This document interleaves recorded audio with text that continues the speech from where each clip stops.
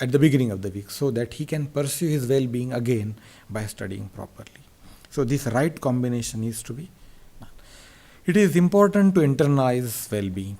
Fortunately, doing less does not necessarily entail compromising on circuit. See, a person who is doing less work is not going away from the success, provided whatever the talents he is choosing a work which is in tune with his talent, skills, and strength. Then, even if he is putting 2 hours of work, the quality of the work and quantum of the work will be such that many others who do not have that talent or those skills, he may not be compete. So it is important that we internalize well-being by looking into all these aspects. Then we will not have this time poverty sense. Happiness perception is not about rejecting material wealth, but rather dethroning it from its status of highest on the hierarchy. So it is important that well-being should be our highest priority, and we should dethrone the material well-being or only material wealth from its place of highest priority to 2, 3, depending on the personal core of the self. Once a person knows his core self, his character, he can tune his activities so that well-being will be at the top and the material worth will be associated with the well-being, but number 2, number 3, or whatever the number that he feels fit. So many people keep well-being at the top, then helping others at the top, and material worth slightly at the lower ladder. Some others, they keep at a higher ladder. It is the individual choice where to keep the material ladder. But material wealth and well-being, they go together, and they together make a life enjoyable. There should not be skewed attention towards the material wealth. We enjoy higher levels of well-being when we recognized and internalized the fact that sustained happiness for longer duration is the ultimate currency. So we must see to it that sustained well-being and sustained happiness for longer duration in our everyday life is the highest priority. Then material wealth will automatically get the correct priority in your list. Enjoying journey is important. When the question that guide us our life are about finding more meaning and pleasure, we are much more likely to derive benefit from the journey as well as destination, and this makes life enjoyable. Students mostly wonder how colleges can help them make more money. When choosing work, they question primarily about prestige and progress. The student who deliberately tries to understand the elements of the well-being and incorporates in his or her priorities the proper elements, he will definitely not commit this mistake, and his overall happiness level will be much better. We need to be our own change agent. No wonder the levels of depression are on the rise, because every student is not becoming his or her own change agent. Conscious choice, the choice to focus on well-being and happiness as the ultimate currency, is the only change agent.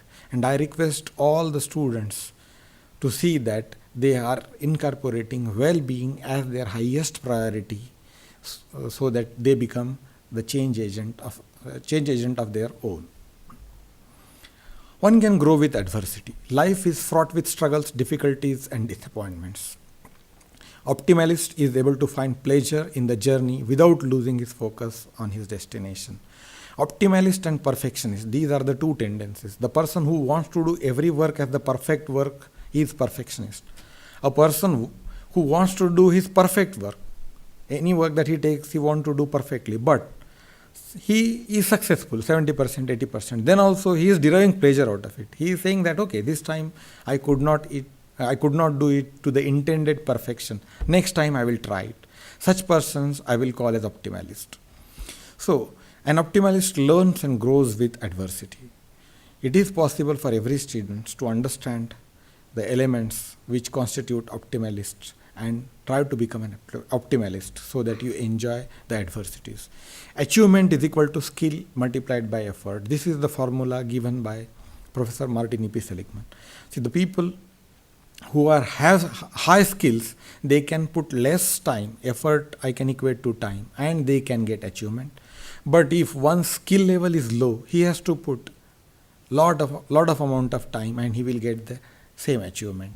So depending on my scale, my skill level, depending on my capacity to put in the work, my achievement will be there. One must get to this formula properly and see to it that he maximizes his achievement. We need to engage in activities that are neither too easy nor too difficult, because then we will be in the flow. Otherwise, flow will not be there. If we are not challenged enough, we become bored. If our aspirations are overly ambitious, we become anxious. So, becoming anxious will not help improving my well being. It is important that the challenge and the skill levels are to be balanced to experience the elements of the flow in the work. So, we have to incorporate this. The highest and most difficult goals produce the highest levels of efforts and performance. But remember, when you put highest goal, if your skill level is not according to that, then one may become anxious and one may go away from the work. So, conscious choice of the goals along with his own skill levels can be ensured by the person who is setting the goals. Every student should take the responsibility of setting self-concordant goals so that to his or her best to his or her abilities he can get the maximum benefit. So this is very important to realize. Stretching is important. Unless I stretch, see, my muscles will not build up, my thinking power will not build up. This is true for everybody on this earth. Performance levels off or decrease when the limits of our ability are reached.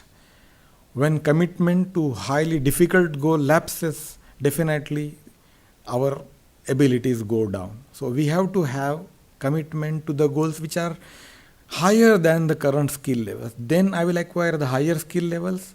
I will experience elements of flow in my work, and then I will be in the zone. So this is called as stretching. I must be beyond comfort zone, but I must be below the stretch difficulty zone. I must be in the right zone so that I put my maximum efforts. While stretching ourselves, pushing ourselves to greater heights can be good thing, there is a point beyond which it becomes bad. So we have to stop beyond going this point. So we should be always in we should balance between the whatever skill levels that we have and the challenge that we are setting for ourselves, so that we are always in the flow. For this, healthy goal setting is required. We need to accept that our limits are real.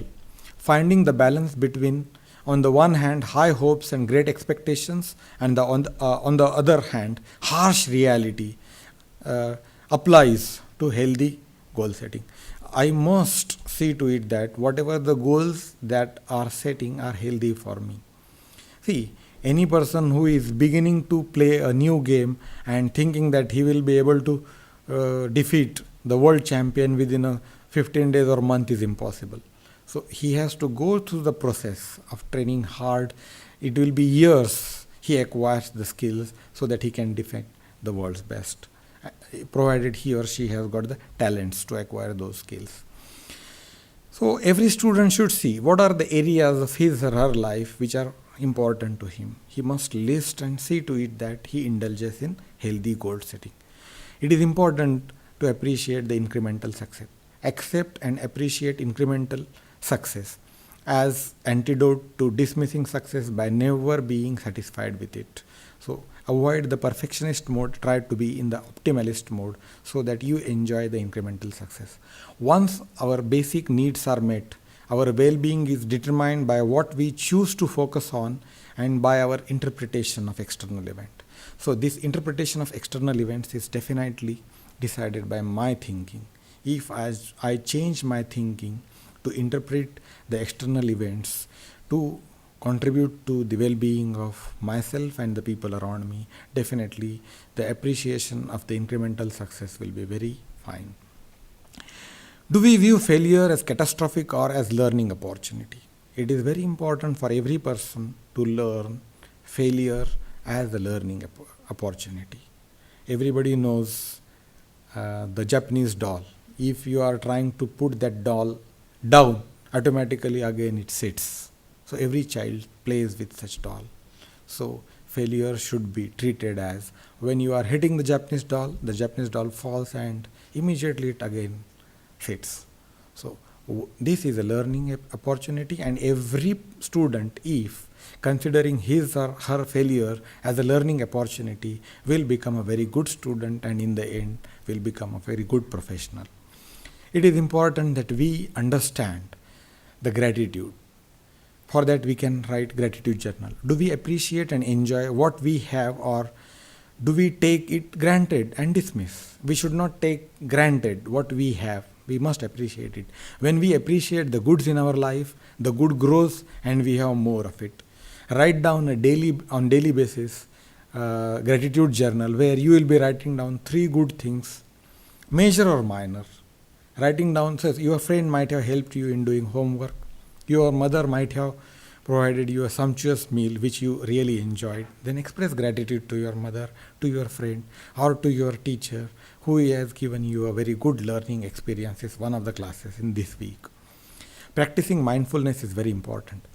Being mindful about assuming the optimalist cognitive and behavioral flexibility is very important.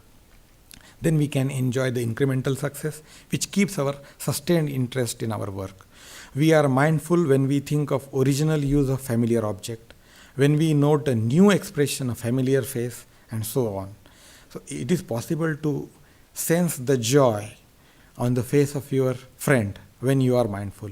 Many times we are not able to do this because we are too much engrossed in our own thinking. For this, it is essential that we should be mindful. This also helps in getting good health. Practicing mindfulness by drawing novel distinction, nuances, happiness, creativity, self-acceptance, success, and physical wealth. It is important that we look around and try to find out all the nuances so that we enjoy them. When we practice the gratitude exercise mindfully, when we take time and effort to savor the good in our life, we are benefiting in 2 ways. First, we become more appreciative and the good in our life appreciates. Second, we gain from the experience of mindfulness, which in itself have a benefit to us. Once we learn to become mindful, most of the time we are mindful, and the possibility that we will not be in tune with the present moment will go away. And being in present moment always is very joyful. Make a list of the most important areas in our life. For each category, distinguish between the part you have to give up and the part you have to see as indispensable. The part which you cannot avoid is called as indispensable. So in any activity, you can always